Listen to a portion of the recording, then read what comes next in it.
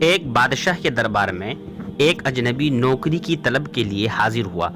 قابلیت پوچھی گئی، کہا سیاسی ہوں۔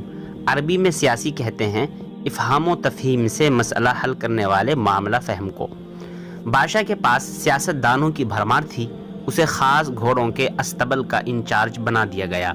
چند دن بعد بادشاہ نے اسے اپنے سب سے مہنگے گھوڑے کے متعلق دریافت کیا تو اس نے کہا نسلی نہیں ہے۔ بادشاہ کو تعجب ہوا۔ اس نے جنگل سے سائس کو بلا کر پوچھا۔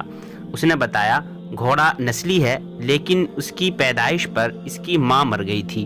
یہ ایک گائے کا دودھ پی کر اس کے ساتھ پلا ہے۔ سیاسی کو بلایا گیا۔ تم کو کیسے پتا چلا؟ کہا جب یہ گھاس کھاتا ہے تو گائیوں کی طرح سر نیچے کر کے کھاتا ہے، جبکہ نسلی گھوڑا گھاس منہ میں لے کر سر اٹھا لیتا ہے۔ بادشاہ اس کی فراست سے بہت متاثر ہوا۔ سیاسی کے گھر اناج، گھی، بھنے دمبے اور پرندوں کا اعلیٰ گوشت بطور انعام بھجوا دیا۔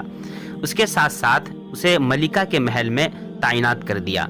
چند دنوں بعد بادشاہ نے مصاحب سے بیگم کے بارے میں رائے مانگی تو کہا طور و اطوار تو ملکہ جیسے ہیں، لیکن شہزادی نہیں ہے۔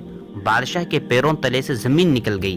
ساس کو بلا بھیجا، معاملہ اس کے گوش گزار کیا۔ ساس نے کہا حقیقت یہ ہے تمہارے باپ نے میرے خاوند سے ہماری بیٹی کی پیدائش پر ہی رشتہ مانگ لیا تھا، لیکن ہماری بیٹی 6 ماہی میں فوت ہو گئی تھی۔ چنانچہ ہم نے بادشاہت سے قریبی تعلقات قائم رکھنے کے لیے کسی کی بچی کو اپنی بیٹی بنا لیا۔ بادشاہ نے مصاحب سے دریافت کیا تم کو کیسے علم ہوا؟ تو اس نے کہا اس کا خادموں کے ساتھ سلوک جاہلوں سے بدتر ہے۔ بادشاہ اس کی فراست سے خاصا متاثر ہوا اور بہت سا اناج، بھیڑ، بکریاں بطور انعام دی۔ ساتھ ہی اسے اپنے دربار میں متعین کر لیا۔